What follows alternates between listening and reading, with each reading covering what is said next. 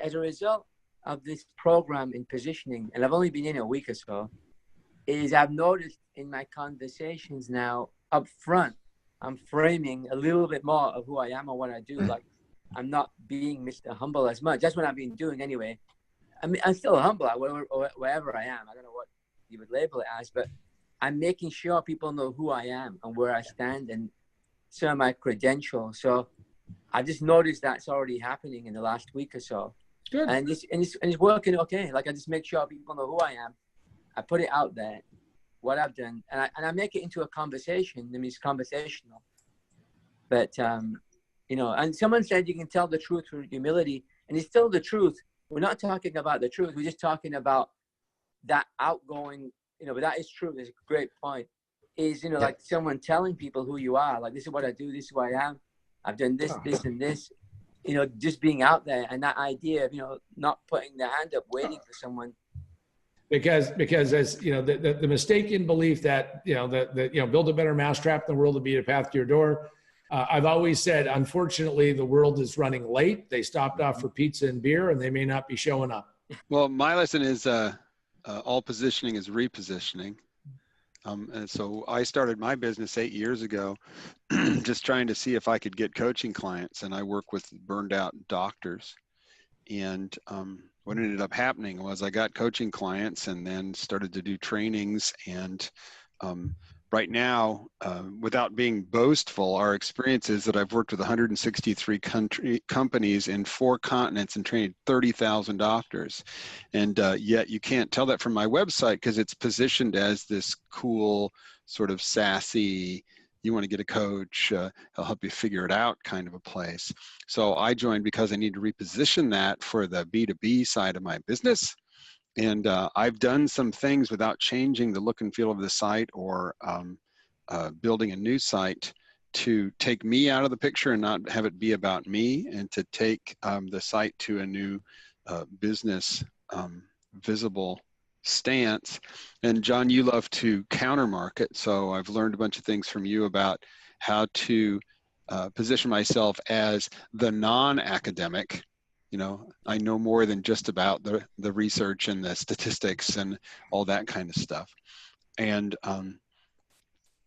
my questions right now are all operational. I don't want to double my work. I don't want to have to double my team to be able to maintain these 2 areas of focus. Right.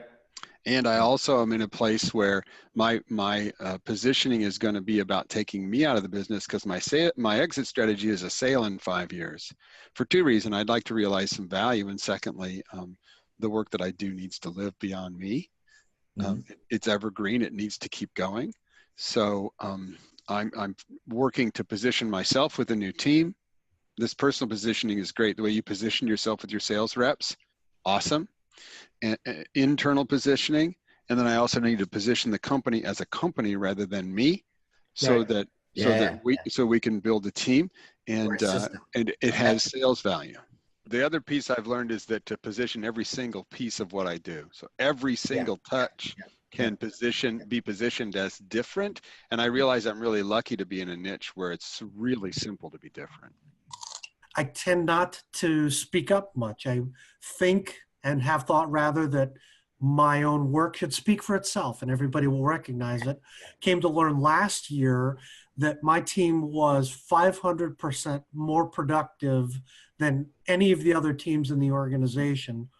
And yet we didn't get the recognition. And what I caught was, and it was Gabe caught me right after this, it was probably last summer when he first started telling me about this program. And I saw the potential value, because what happened was, there is a guy who I compete with internally, maybe the right way to describe it. Right. And this guy is an absolute master of self-promotion and marketing. So to Dykes and Rich's point, he's the guy who comes off real smarmy, and, you know, he's the 10-gallon hat, and people start to see through it. But because he is such an absolute master of positioning himself and positioning the projects that he works on, even though he did 1/20th of the output that I did, people, you know, everybody saw him. And so that's in particular for me where this whole personal positioning, I think, is a value. And at the same time too, I know at some point this whole thing's coming to an end. And so I'm setting up in the background what I'll do next to jump off and consult within the industry space, because I really enjoy it a lot. Probably the biggest takeaway was just that competition, because there is so much broadcasting going on, and I didn't appreciate the value of it until I read the book and we started talking through this. And hey, they're only going to pay attention to so much, and so I've got to make myself be aware, but avoiding the mistakes that Richard and Dyke rightly pointed out, of being that arrogant, smarmy guy that eventually people realize that, you know, it's just veneer. There's no reality to it. Yeah. No, absolutely. Yeah, no, it's good. And yeah, and that means you've got lots of room to grow, lots of things to do, lots of places to go, and all of that. So that's basically 3 for 3 of people. Basically, I guess a big takeaway for all of us, just to summarize, is how positioning does work in all these different layers, and it's nested inside of a nested inside of nested, and so you can position a statement, every statement that you say to the people that you're working, to your team. Also, you can position a plan, you can position a strategy, you can position all these bigger and bigger things. But if you keep that in mind, every from the little things that you do of maybe framing a statement a certain way, to the big things that you do with this is your grand plan. If you follow these principles, I think it has a chance of being super successful. Well, what you just said is exactly what I had to do this morning. In order to avoid and avert a pretty ugly scenario with some partners who missed their part of the project. And so that's great. That's an absolute relevant application. Yeah, sorry about the jazz in the background. So I found like the 1D positioning diagrams actually can be really helpful, even if you don't find like a green field in like first kind of getting outside of yourself and not really, it's like no one you're talking to is like, oh, like how can I pay this guy more money? Or like, Really? you know, like they're yeah, it's like not a, it's not really their goal. So, but unless you kind of like deliberately get outside of yourself, maybe other people are less narcissistic than me. You can kind of, it's hard to really see the situation from other people's perspective. And I think the 1D diagram even though it's not that like deep, if you're using like Google or whatever, it can be a tool for for seeing the situation the way, you know, the client or the prospect sees it. That's one thing. The other thing is just, you know, it gives you a sense of, again, even if you're just using Google search results, how mature, you know, different markets are.